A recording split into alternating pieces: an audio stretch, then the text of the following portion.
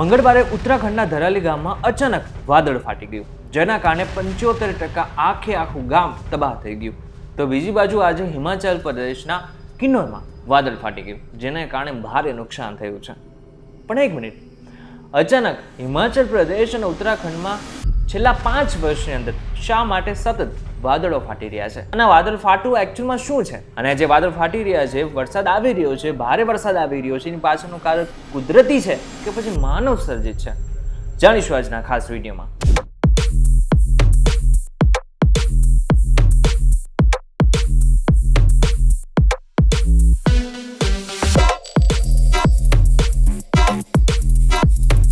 નમસ્કાર, welcome back folks VTV digital ઉપર તમે જોઈ રહ્યા છો ડેલી ડોઝ અને હું છું આપનો દોસ્ત કરણ ચડોતરા. સૌથી પહેલા આપણે એ સમજી લઈએ કે વાદળ ફાટવું એટલે શું.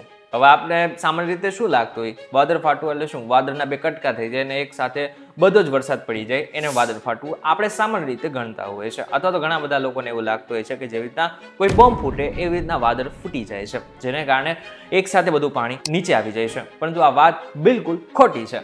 કારણ કે વાદળ ફાટવાનો મતલબ એમ થાય છે કે 1 કલાકની અંદર એક જગ્યા ઉપર 100 મિલીમીટરથી વધુ વરસાદ પડી જાય ને એને વાદળ ફાટવું કહેવાય. જૂનથી સપ્ટેમ્બર દરમિયાન ઉત્તરાખંડ અને હિમાચલ પ્રદેશના આસપાસના જેટલા પણ રાજ્યો છે, મોટા ભાગે ત્યાં આ પ્રકારની ઘટના બનતી રહેતી હોય છે. અને વાદળ ફાટવાને કારણે ભૂસ્ખલન અને વધુ વરસાદ પણ પડતો હોય છે, જેને જ કારણે ગામોના ગામ તબાહ થઈ જતા હોય છે. હવે આપણે એ સમજી લઈએ કે શા માટે થઈને હિમાચલ પ્રદેશ અને ઉત્તરાખંડમાં જ મોટા ભાગે વાદળો ફાટતા હોય છે. આપણે એ સમજીએ નહીં પહેલા પણ આપણે એક વસ્તુ સમજવી પડશે, અને એ છે હિમાલયની ભૌગોલિક રચના. હિમાલય એટલે કે મોટા મોટા પર્વતો.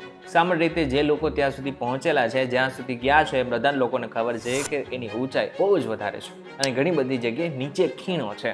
હવે ખીણો હોવાને કારણે, ઊંચા પર્વતો હોવાને કારણે જે વાદળો સામાન્ય રીતે સીધા જતા હોય છે, એ જ સામાન્ય રીતે ત્યાં પહોંચી નથી શકતા. અહીંની ઊંચી ટેકરીઓ અને ઊંડી ખીણો ચોમાસાના વાદળોને રોકી રાખે છે. જ્યારે બંગાળની ખાડી કે અરબી સમુદ્રમાંથી આવતી ભીની હવા હિમાલયના પર્વતો સાથે ટકરાય છે, ત્યારે તે ઝડપથી ઊંચે જાય છે. આ પ્રક્રિયાને એરોગ્રાફિક લિફ્ટ કહેવામાં આવે છે. આ દરમિયાન હવામાં રહેલો ભેજ ઠંડો થઈને પાણીના ટીપા બનાવે છે, જે ભારે વરસાદનું કારણ બને છે. આવી સ્થિતિમાં નાના વિસ્તારોમાં અચાનક જ વરસાદ આવી જાય છે અને અમુક જગ્યા ઉપર વાદળો ફાટી જાય છે. બીજું અને સમજવું જેવું કારણ, ચોમાસાને કારણે આ પ્રકારની ઘટના હિમાચલ પ્રદેશ અને ઉત્તરાખંડમાં બનતી રહેતી હોય છે. ઉત્તરાખંડ અને હિમાચલમાં ચોમાસાની ઋતુ દરમિયાન બંગાળની ખાડી અને અરબી સમુદ્રમાંથી આવતી ભેજયુક્ત હવા હિમાલય સુધી પહોંચે છે. ક્યારેક આના જ કારણે હવામાં અસ્થિરતા આવે છે અને ટૂંકા સમયમાં અત્યંત ભારે વરસાદ પડે છે. આ ઉપરાંત ગરમ અને ભેજયુક્ત હવા જ્યારે હિમાલયની ઠંડી હવા સાથે મળે છે, ત્યારે તીવ્ર વાદળો બને છે, જે વાદળ ફાટવાનું જોખમ વધારે છે. ત્રીજું અને સમજવા જેવું કારણ એટલે કે જળવાયુ પરિવર્તન એટલે કે ક્લાઇમેટ ચેન્જ.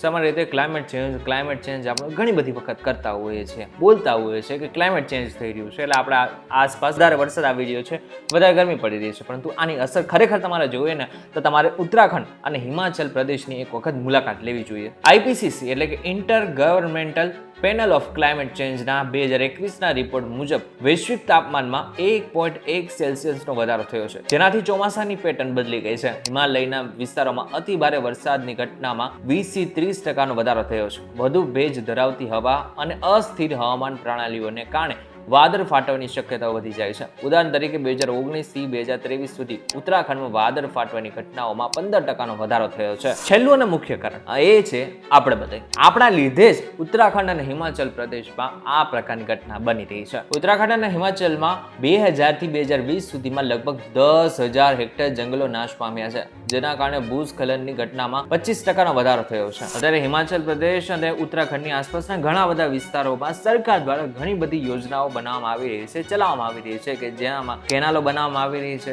અથવા તો આની સાથે ટનલો બનાવવામાં આવી રહી છે. હવે જ્યારે ટનલ કોઈ પણ બનતી હોય છે, ત્યારે મુખ્યત્વે એની અંદર ખોદકામ કરવામાં આવતું હોય છે. ઘણી બધી વખત બમ જેવા વસ્તુઓનો પણ ઉપયોગ કરવામાં આવતો હોય છે, જેનાથી અંદર સુધી આપણે આરામથી પહોંચી શકીએ. પરંતુ એના જ કારણે એ પર્વતને આખું જે શૃંખલા હોય છે એને નુકસાન થતું હોય છે. 2013ની કેદારનાથ આપત્તિમાં અનિયંત્રિત બાંધકામોને કારણે નુકસાન થયું હતું, જેમાં 5,000થી વધુ લોકોના મોત પણ થયા હતા. પણ જો આ બધું થઈ રહ્યું છે, આપણે શું કરી શકીએ? આપણે ઘણું બધું કરી શકીએ છીએ. આને સામાન્ય રીતે સામાન્ય કારણોથી આપણે લડી શકીએ છીએ. જેમ કે આપણે વૃક્ષારોપણ કરી શકીએ છીએ, પર્યાવરણનું રક્ષણ કરી શકીએ છીએ અને બાંધકામોમાં નિયમોનું પાલન કરવું જરૂરી છે. ભારત સરકારે 2023માં ઉત્તરાખંડ અને હિમાચલમાં અદ્યતન હવામાન ચેતવણી સિસ્ટમ માટે 200 કરોડ રૂપિયાનું બજેટ ફાળવ્યું હતું. સામાન્ય લોકો અને સરકાર જ્યારે મળીને આ બધી વસ્તુ કરશે ને ત્યારે જ અહીં કંઈક ફેર પડશે. નહીં દર વર્ષે આમાં વધારો થાય છે અને સતત આમાં વધારો થતો રહેશે અને આપણે કંઈ જ નહીં કરી શકીએ.